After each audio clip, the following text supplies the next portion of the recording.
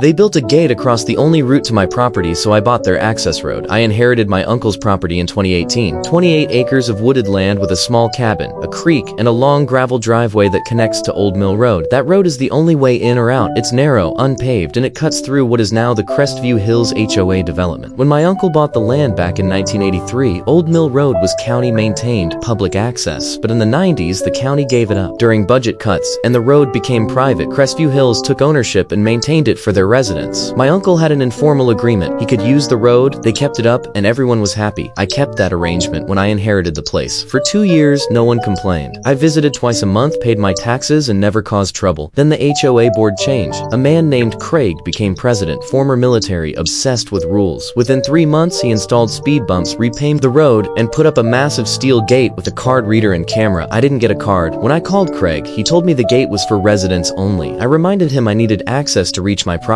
He said I wasn't a resident. The only option was to apply for guest access, which required a background check, a $50 annual fee, and board approval. I told him no. He told me that was my problem, and he hung up. The next weekend, I tried driving out to the cabin. The gate was shut. I called the posted access number. No answer. After 40 minutes, a resident finally let me through. He whispered that Craig had told everyone not to give me the code. That Monday, I called a lawyer. We dug through records, county maps, maintenance logs, old plats, and we found gold. Old Mill Road wasn't fully owned by the HOA. A quarter-mile section, the part nearest the county highway, sat on an easement, and that easement belonged to the original landowners. My uncle had sold most of his land to developers, but kept a strip along the road for access. When he died, the easement passed to me, so technically, the HOA had been paving and gating a piece of road they didn't own. Worse, they were blocking me from my own property. My lawyer sent Craig a cease and desist letter. Remove the gate from my section or face a lawsuit. Craig fired back with a claim of adverse possession, but he was wrong. You can't claim adverse possession over an easement when the rightful owner asserts their rights. The judge agreed. The gate had to come down within 30 days, but I didn't stop there. I filed for damages, and I told the HOA that from now on, their use of my easement required a formal agreement. Craig screamed that I was holding the whole neighborhood hostage, but without my strip of road, the only other route into Crestview Hills was a 4-mile detour. We settled. The HOA paid $19,000 in damages and signed a lease, $500 a month to use my easement, with yearly increases tied to inflation. Craig tried to paint me as greedy, but the residents did the math. Fighting me in court would cost far more, and losing would wreck their property values. 6 months later, Craig was voted out. The new board president called to apologize, but I didn't lower the rent. Now every month I cash a check from the same HOA that once locked me out of my own land. If you enjoy stories of HOA boards, learning expensive lessons, hit that like button and subscribe.